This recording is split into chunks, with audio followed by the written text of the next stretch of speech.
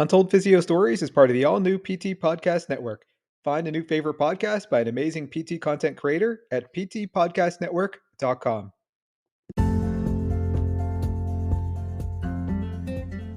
The future of medical documentation is here, and it's revolutionizing the way we record patient visits.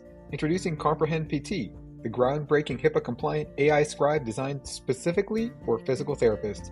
Imagine a world where the dialogue between PTs and patients is interpreted by AI into precise, real-time medical notes without lifting a pen or tapping a keyboard.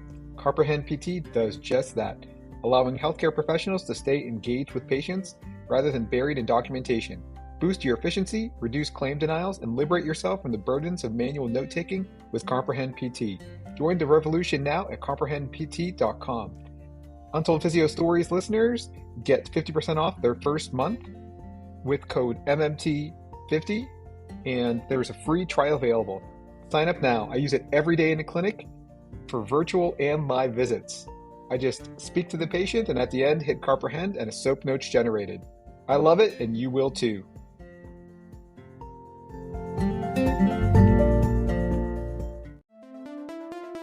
Welcome to Untold Physio Stories podcast, your perfect commute resource with physio failures, successes, interesting cases, and more from the physio and rehab world, with your hosts, Drs. Andrew Rothschild and Erson Religioso.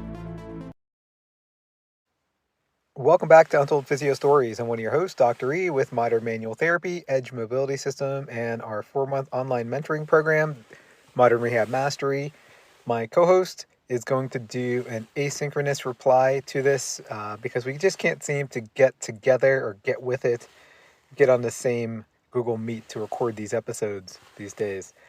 So this would be part 2 of a case I recently talked about where I saw a good friend of mine for shoulder pain, and it turns out that she has very high fear avoidance, very high kinesiophobia after dislocating her patella multiple times. She was very worried about me tractioning her neck. I was doing a cervical retraction, traction, and side bending with overpressure to the left to improve her shoulder pain. She was convinced her shoulder pain was coming from her shoulder, but it turns out that her shoulder had significantly limited and painful mobility to overhead and scaption type movements. And upon doing the cervical retraction and side bending and getting the end range with her permission and me convincing her that her jaw was not going to be dislocated, and in fact it was more stable with the compression rather than without, then she let me do it and her shoulder was better. Fast forward several months later, her shoulder has been on and off painful. It was confirmed that there was a cervical component. However, she got into the habit of avoidance of using her shoulder. The more she used her shoulder, the more her anterior clavicle, I should say anterior upper trap, superior clavicle area swelled. She would get injections that would reduce the swelling and improve her pain and mobility for a while. But again, her strategy was just not to use her arm. The more she used her arm, the more painful it got. And even though the cervical retractions would help, I surmised that she wasn't doing them as often or to end range as she could have. So anyway, again, this is 3 or 4 months later after that initial reporting of the case. She asked me to take a look at her shoulder. Now it's frozen. It is hard end feel in all planes, particularly restricted in abduction and external rotation. By the time I finally saw her, I kept on trying to get her to follow up, and I thought that maybe she didn't want to bother me because she was my friend and not necessarily, like a patient. She didn't want to get my schedule. Sometimes she would cancel, sometimes I'd have to cancel due to the weather or something happening with our families, sick kids or whatever. But it turns out that she was fear avoidant again. She was afraid of me moving her shoulder. She was afraid of it getting dislocated if I stretched it too much. So again, by the time she finally saw me, it was actually at my house. And luckily, my wife was there to distract her. And again, I didn't notice that I didn't put 2 and 2 together until her mother-in-law told me that she was glad the visit was actually at my house because my wife, who's her friend, was able to distract her and talk to her. Another type of distraction that actually occurred was that anytime she looked at me testing or ranging her shoulder, it was immediately empty or early hard end feel. And when she would look away at my wife, I was able to stretch her more. So then I said, hey, you know what? You need to stop watching me. So she would rotate away. And as soon as she rotated away, she actually I was able to raise her arm from like, say, 50 degrees with a hard end feel to about 120 degrees with a hard end feel. So you can make the argument that, maybe if it was a neurodynamic issue, I was kind of opening up foramen, and that allowed me to move her shoulder more.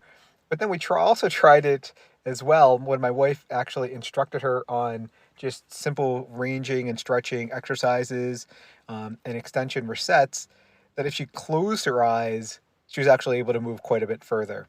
So it's purely that perception of threat, but also that visual neurotag that, oh, if my shoulder goes so far, it's going to be dislocated. But as long as she doesn't really know how far it's going, if she either turns away or closes her eyes, she's actually able to range it to about maybe 70% of where she should be, as opposed to initially when I saw her, she's only maybe 30% there with hard end feels and pain in all planes.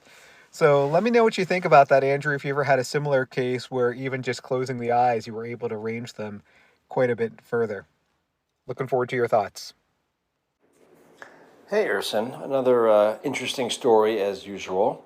As I'm sure a lot of the listeners are aware, there's been more and more coming out research-wise about frozen shoulder and how a very strong component for a lot of patients is muscle guarding and tone, often driven by fear, apprehension, anxiety, these kinds of things that may be instead of or on top of actual structural capsular changes. And this was just another great example of, like you said, fear.